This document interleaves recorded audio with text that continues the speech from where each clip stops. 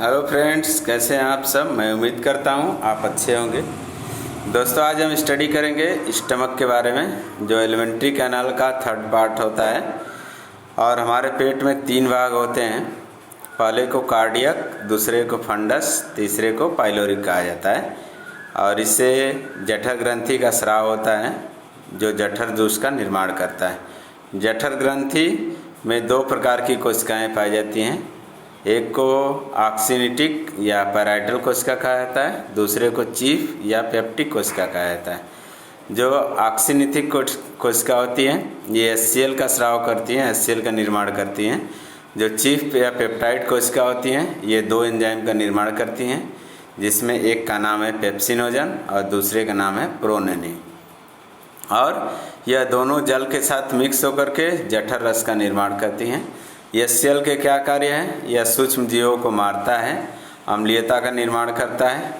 और जैसे इनो डाइजीन हम लोग एंटासिड लेते हैं, तो यह इस एसिड को क्या कर देता है? लो कर देता है या उसको न्यूट्रलाइज कर देता है। यह एंजाइम को सक्रिय करता है, पेप्सिनोजन को और प्रोनेनिन को।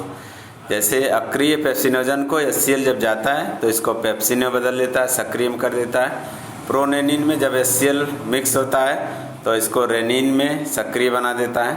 ऐसे प्रोटीन पर जब पेप्सिन काम करता है तो पेप्टोन्स और पेप्टाइड्स बन जाते हैं। केसिन पर रेनिन जब कार्य करता है तो पैरा केसिन बनता है, और पैरा केसिन पर फिर पेप्सिन काम करता है तो पेप्टाइड्स बन जाते हैं। पेट में भोजन का आंशिक पाचन होता है तथा अपचे या पचे हुए भोजन के मिश्रण को काइम कहते हैं। अपचा भोजन प्रोटीन और पचा हुआ भोजन आधा कार्बोहाइड्रेट और प्रोटीन। अब क्वेश्चन एराइज होता है, कौन सी परत हमारे पेट को HCl से जलने में बचाती है? तो हमारे स्टमक में एक म्यूकस लेयर होती है, जिसको श्लेष्मा परत कहते हैं। वो हमारे पेट के जो स्किन होता है उसको जलने से बचाता है। यह देखिए, इसके ऊपर ये फिगर में दिया हुआ है। HCl अम्लीय है और ये म्यूकस लेयर है जो उसको बचाता है। अब अम्लीय और क्षारीय अगर मिलता है तो क्या बनता है? उदासीन बनता है। पेट का pH मान क्या होता है? 1.5 to 1.8 होता है। और आप जानते हैं कि 7 से अगर कम अगर अम्लीयता है या pH मान है तो उसको जो है हम अम्लीय कहेंगे। अब नेक्स्ट छोटी आंत। छोटी आंत की लंबाई 6 to 6.25 मीटर होती है, और इसका व्यास जो होता है वह 1 इंच यानी बड़ी आंत से कम होता है। ये इसका स्ट्रक्चर दिया हुआ है। लीवर, पित्तरस, इसमें पित्तरस मिक्स होता है, अग्नाशयी रक्त भी मिक्स होता है, और यह डिओडेनम होता है। अब इसमें जो जिजोनम होता है और इलियम पाया जाता है। भोजन कभी भी यकृत तथा अग्नाशय में नहीं जाता है, लेकिन यकृत तथा अग्नाशय अपना रस छोटी आंत में स्थानांतरित करते हैं।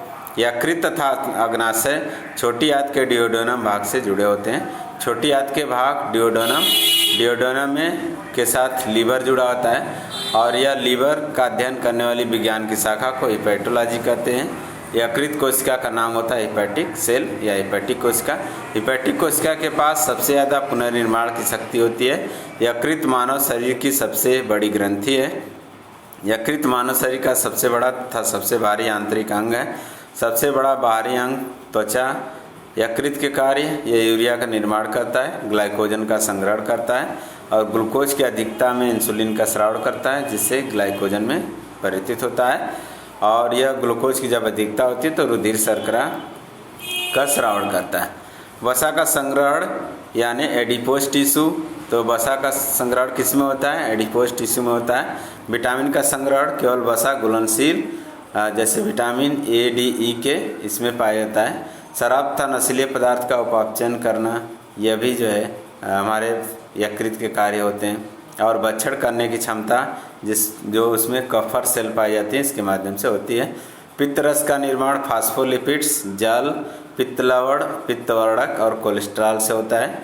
ये दोनों मिलकर के सोडियम बाइकार्बोनेट, सोडियम ग्लिसराइड, और यह जो होता है बिल्ले पिरामिड्स या पित्तवर्णक, इसमें बिलीरुबिन और बिलीवर्डिन होता है, जो हल्का पीला या प्लाज्मा को हल्का पीला रंग प्रदान करता है, और बिलीवर्डिन जो होता है या पित्त रस को हरा रंग प्रदान करता है।